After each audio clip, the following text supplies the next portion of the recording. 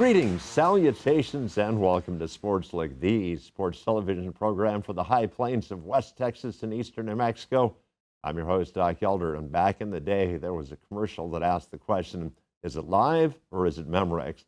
Well, tonight's episode, a little bit of both. We're going to have an in-studio guest that's going to be Kelly Lee, the head coach of Greyhound football. We're also going to run a tape of an interview I did with Larry Hayes, who, of course, a famous graduate of Eastern New Mexico University. I'll finish up with an overtime, but as always, I'll start out with an Eastern recap.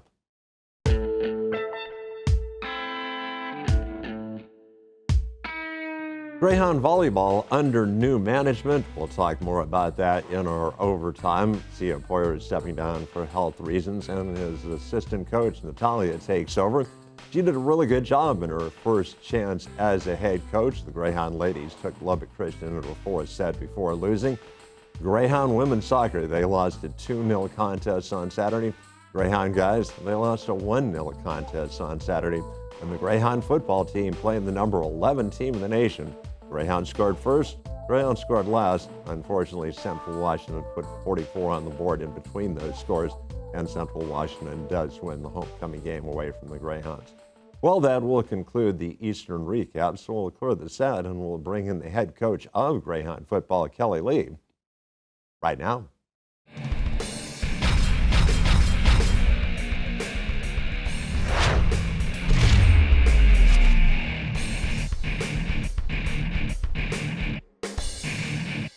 Welcome back to SportsLook, and we bring back to the set of SportsLook the head coach of Eastern New Mexico University Greyhound football, Kelly Lee. And Coach, welcome back to the show. Doc, thanks. Glad to be here.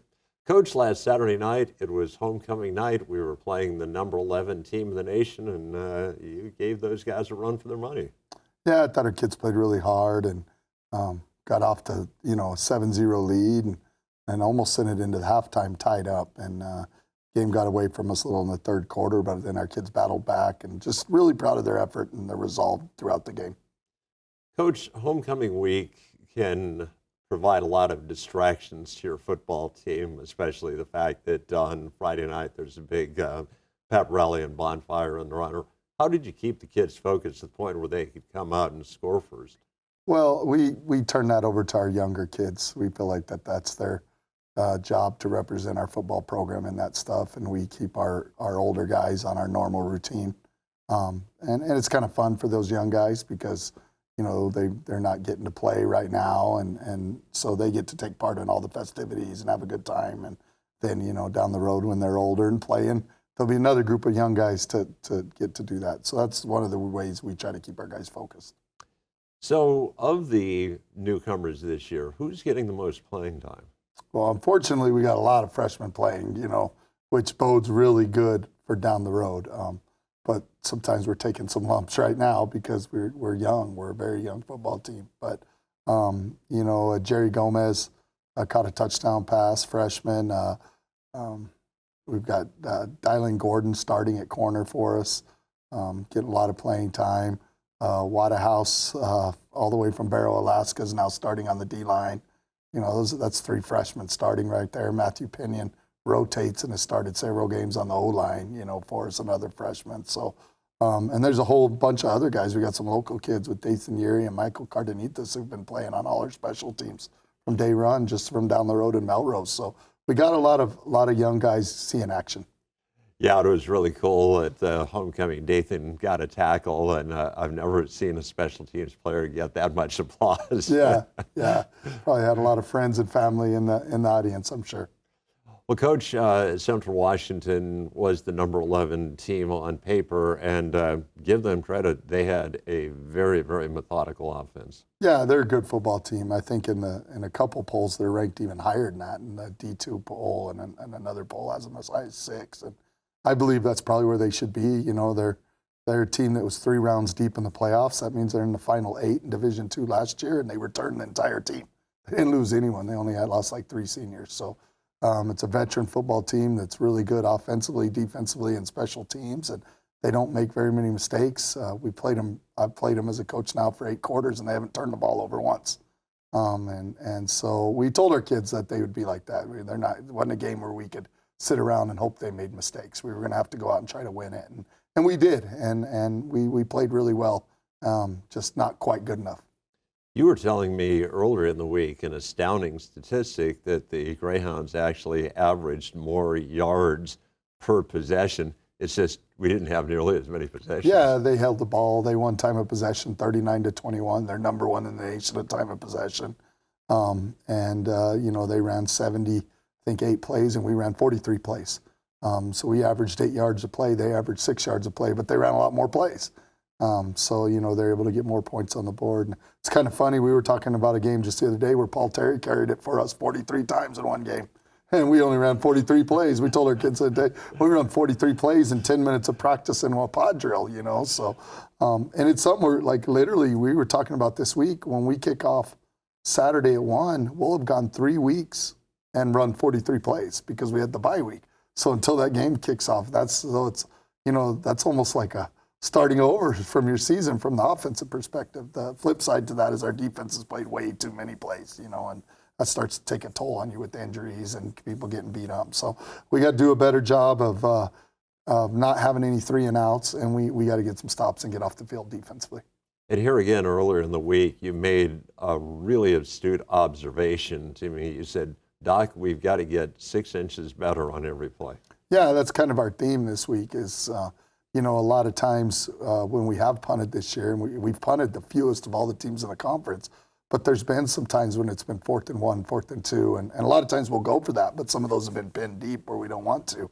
And you get 6 inches better on each play, maybe you do go for it or you do get the first down. And the vice versa is, I don't know how many times we had them in 3rd and 1, 3rd and 2, 3rd and 3, and they barely make it. Like close enough that you're hoping they measure, but the refs just went ahead and waved it on. So, if we 6 inches on each stop, now they're having to go for it and you got to stop. So we're right there. We got to be a little better on every play.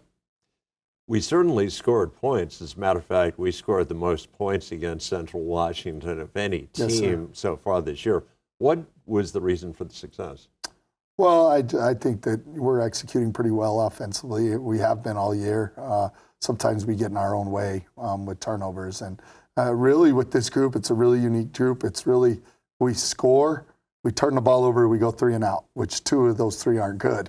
But we very rarely start a drive that we don't continue. And this game was perfect. There was only 8 possessions because of the time of possession. We had 4 touchdowns and 4 3-and-outs.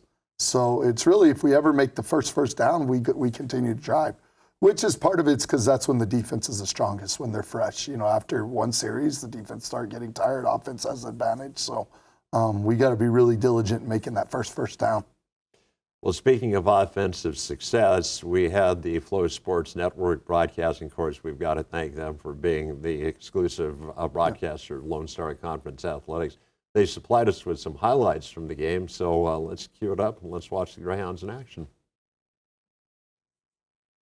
And like you said, it was a great atmosphere. It was a really good homecoming crowd. The festivities were good all week. The drone show was amazing, and we're able to start it off. We had a touchdown called back on the first series, and we overcame it. 3rd and long here. Mario Sanchez on the bootleg sees it has an opening, keeps it for himself, and gets all the way down to about the 3-yard line, and pointed out some nice blocks there. I think Jerry Gomez got a good one, and so did Jace Martin. Right here, next play, we give it to Ron Creighton. It was good to have him back. We didn't have him 2 weeks ago, so he's back healthy. And felt like he got it in there, but they marked it down, I think, on the 1-inch line. So we lined up quickly and just let Mario sneak it in on a quarterback sneak, and he does right here. He's really good at. He's a little guy, and he can slide through some small cracks, and he's got a good feel for.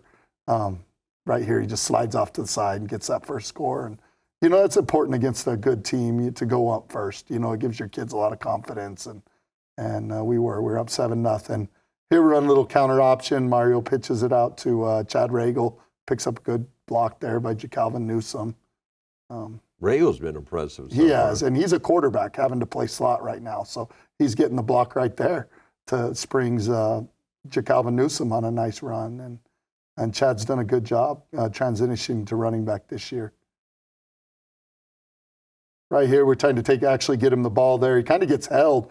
The defender grabs his towel, but Mario doesn't wait for it. Feels like the time in his clock in his head's going off, so he scrambles out the back door for a big gain. And then we run a little variation of our zone option, basically turn it into a quarterback power play, and Mario finds the crease. And like I say, he's a little guy, and he can find those little holes and ties the game up 14-0, almost right before half. There wasn't a whole lot of time left here. And, a lot happened in that last minute, 36 seconds. Indeed. They went down and scored. We went 3 and out. They almost tried another one and missed a field goal.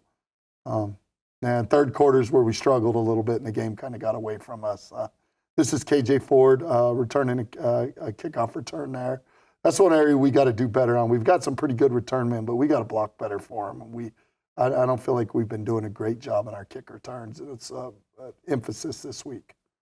A little play action pass, and Mario Sanchez hitting Jeremiah Moore for a 78-yard touchdown. Jeremiah had a 90-yarder early in the year, and I think he averages about 50 yards a catch right now. So he's kind of turned into our big play guy. And the guy he beat was the preseason Lone Star Conference Defensive Player of the Year. One of our other wide receivers, Dalton Flowers, getting a catch right there and moving the change for Mario. And then this is the same play Jeremiah just caught, same exact play, same result, different receiver now. Jerry Gomez, freshman, with a one-handed catch there, scoring his first touchdown out of Brownsville Veterans Memorial. I had seen that because I coached Jerry in high school, and we had one game where he had 4 touchdown catches in one game. So I'm not surprised by it, but he's doing a good job blocking for us too. And our receiving core, every opportunity they had, they made the most of in this game. Well, Coach, people might look at the score and say, well, Central Washington was 2 scores better than you, but there were 2 plays that clearly could have changed the game.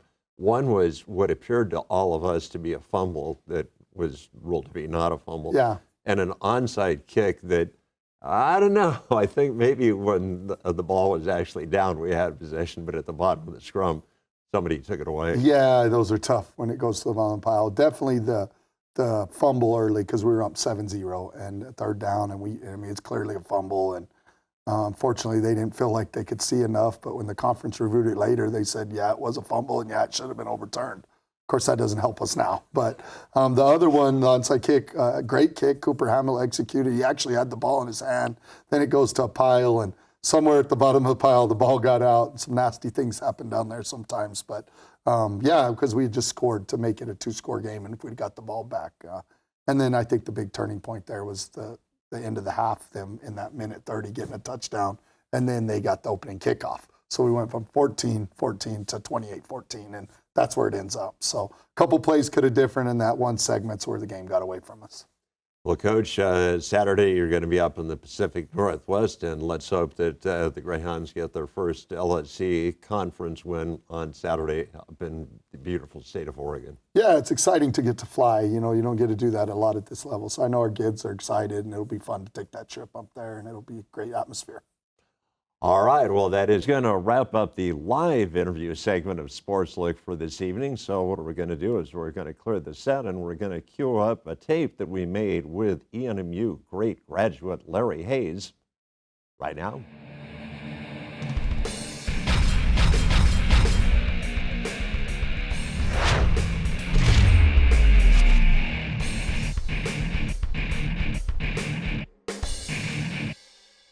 Welcome back to Sports Look, and seriously an honor and a privilege to bring to the set of Sports Look Larry Hayes, one of the most distinguished alumni in the history of Eastern New Mexico. And Larry, the reason we're able to have you on the set is that you received a very nice honor from Eastern New Mexico University. It is very nice, and I honestly don't know why I did, because I sat there and listened to the other people talk about how they served and all that, and all I've been doing is having fun coaching. So I don't know how I fit in here, but man, it's a nice thing to happen to you. And Larry, you're from not very far down the road. You're from the thriving metropolis of Dora, New Mexico. Yeah, Portales is a suburb of Dora on the deal, and very fortunate to grow up in a small community. Got to participate in everything, and got to think I was pretty good in everything, and then being here in the shadows of Eastern New Mexico was a big deal for us growing up there. So Larry, who were the big influences on you that helped you to become the student athlete that you did? Well, while I was here at Eastern, well, first of all, my high school coach was a graduate of Eastern, played basketball here with Brooks Jennings and some of the big names in our history. And so he encouraged me all that. And I thought I was good enough to play. And of course, came and found out I wasn't, but enjoyed the process anyway. But he was a big influence. But once I got on campus, one person that was a favorite of mine was Dr. Idy. And his course, History of the Southwest, one of the best ones. It's the only one I ever made a straight A in because all you had to do is memorize, 13 different Indians, 13 animals, all that. But he had a big influence on me. But where he really helped me at the end was he gave me a graduate assistant job, which enabled me to get my master's in 1 year rather than 5 or 6, and was a break of my life because the next year I'm in a college, coaching, because back then you had to have at least a master's degree to do that. So he was huge. There was a Dr. Eckstein that was the Bible chair here. And when Nell and I came here, we were married. And so we had, we attended that Bible chair, and there's about 60 friends there that we developed really close ties to. In fact, the people I was around was basketball and the Bible chair. And they considered me the black sheep of that group because the rest of them made preachers and I made a coach. So I was a total failure with them, but those people are still my friends today. And then Harry Miller, the basketball coach here, we had a horrible year. I've gone on record. I played on the worst team Eastern ever had, and I was on the end of the bench. And I won't mention the 2 guys that's there with me because they're dead now, and that'd be disrespectful.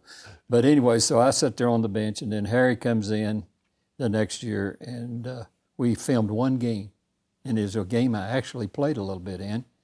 And so he said, I'll meet with you next week, and I'll take the film with you. Well, he comes back and said, Larry, you're like having a coach on the floor.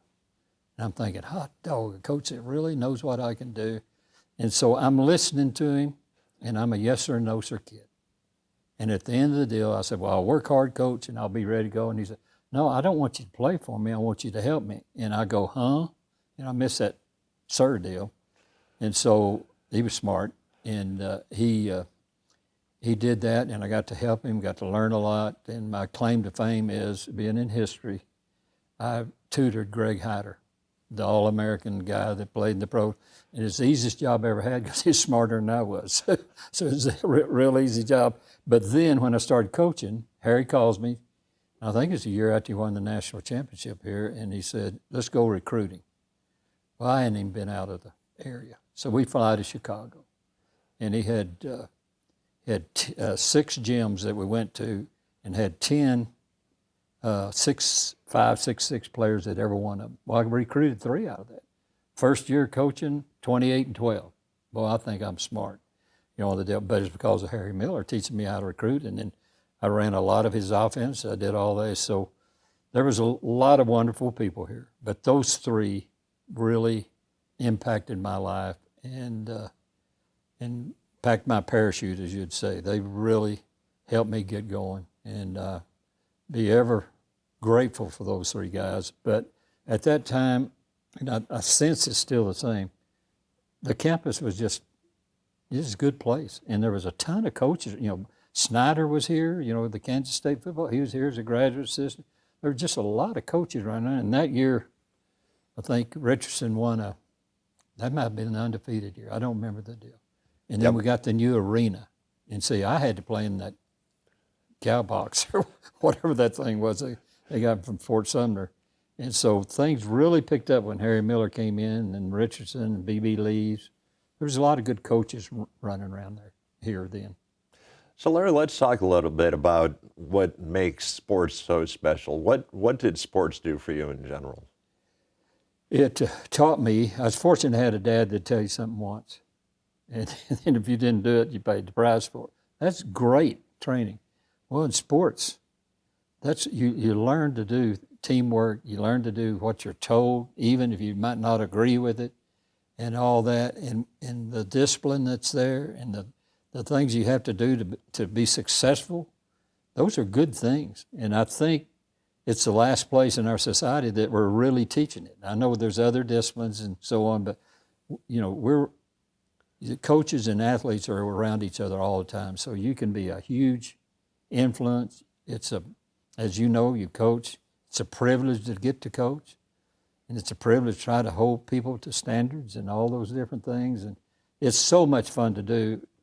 And when you've done it as long as I have, when a coach tells you, ex-player called and said, I just celebrated my 76th birthday, that makes you feel like maybe you've been in it a while.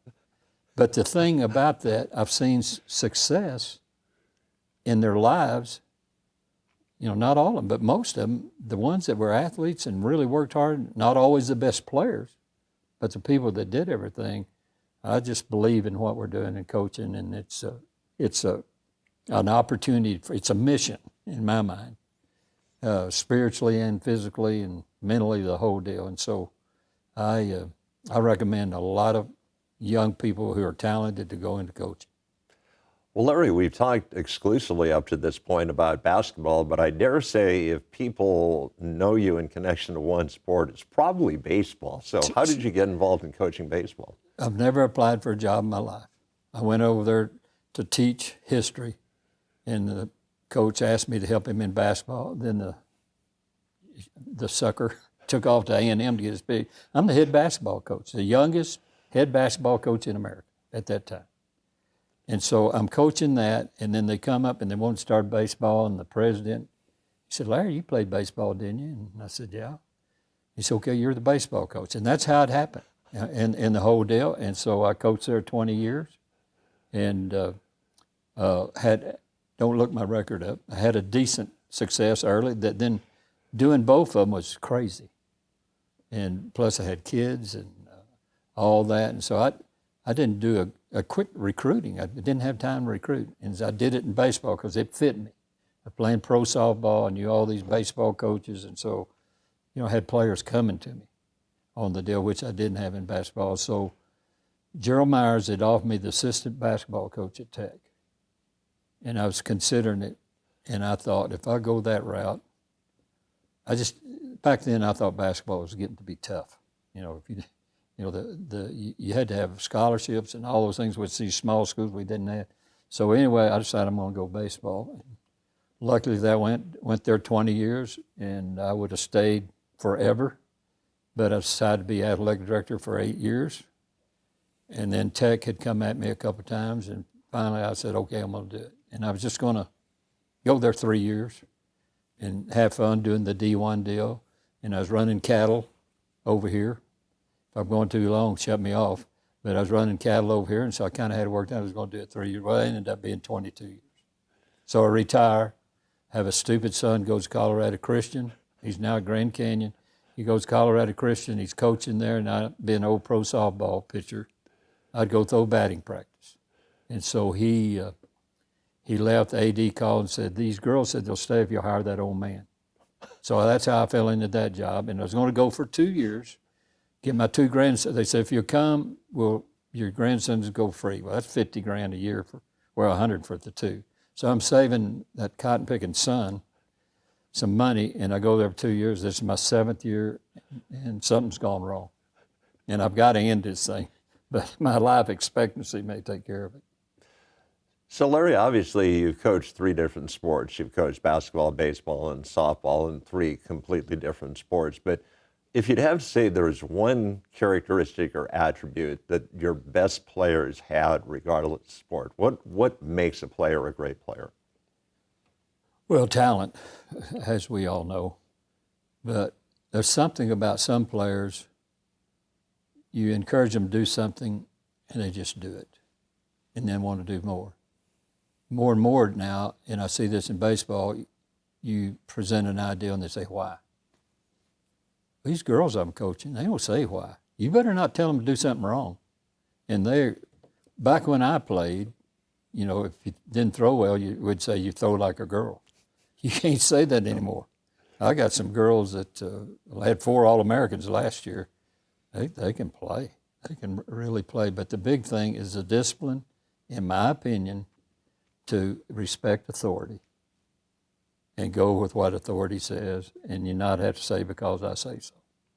And if you have to say that to a player, you're not on the same page that you want to be on. Well, Larry, we've got about a minute left here, so it's tough to encapsulate a career like you've had. But if you had to look back on it and say the one thing that you're most proud of, what are you most proud of? I like Tom Landry. I like coaches that go somewhere and stay. And so I stayed 20 years at Lubbock Christian, 22 at Texas Tech. To me, that says a lot about you to be able to work for 9 presidents, eight athletic directors. The worst athletic director I ever had was me, but I had some good. But you get to that's the thing about it. Be able to go somewhere. I like preachers that go and stay for 20 years. There's people who go in and do something really good for 3 or 4 years, and then it either blows up or they go somewhere else. But I like the loyalty and that comes from staying somewhere, and so that's what I say that one of my sons had 10 jobs and the other one stayed at Love Christians. One of them listened, the other didn't. But you know how that works. Well, if you bat 500, you're really good. Yeah, So yeah. you shoot 50% from the floor, you're really good. Well, when you got 2 sons, they turn out bad and make coaches. You got problems.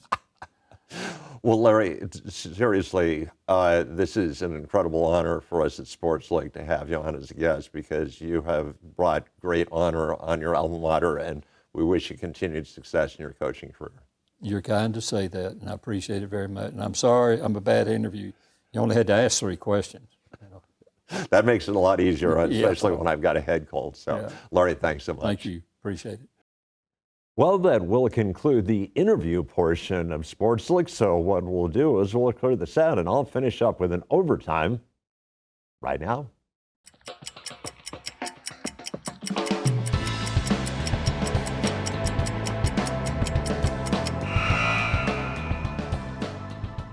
Back during the introduction to SportsLook, I mentioned the fact that my good friend Sia Poyer has stepped down as the head coach of Eastern Volleyball. Health is going to prevent him from finishing out the season, but fortunately he brought in a very capable assistant coach, a very promising graduate assistant. They are going to do just fine, so we hope that both Sia Poyer and Greyhound Volleyball come out of this experience in much better condition. Well, that will wrap up an overtime, and that will wrap up an episode of SportsLook. I'd like to thank my guest, Kelly Lee. I'd also like to thank Larry Hayes for being nice enough to sit down and tape a segment with me. I had Mr. Drake once again as my floor director. So for all those aforementioned people, this is Doc Elder saying, so long.